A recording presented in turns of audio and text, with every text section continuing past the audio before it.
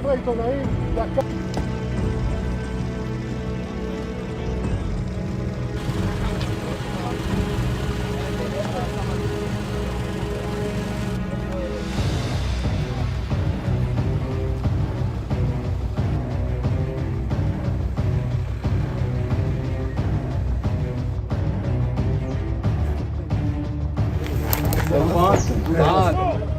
חבר'ה עיתונאים, דקה, תעמדו, שחררו בבקשה.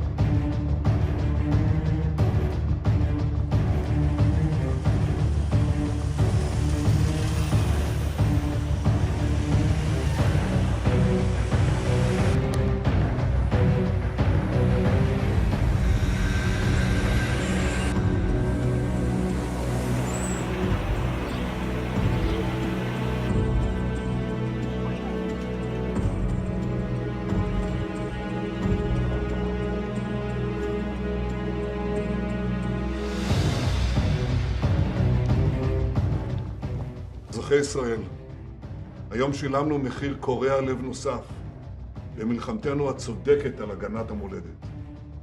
בצער עמוק, באבל כבד, אני מרכין ראש יחד עם כל אזרחי ישראל ומבכה את נפילתם של לוחמינו הגיבורים. כשהמחיר כל כך כבד, נזכור עבור מה אנחנו נלחמים. אנו נלחמים כדי להבטיח את קיומנו ועתידנו. אנו נלחמים כדי להשיב את כל חטופינו. המלחמה הקשה נכפתה עלינו על ידי אויב מתועב ורצחני. על אף המחיר הכבד והמטלטל, עלינו לדבוק במטרות המלחמה.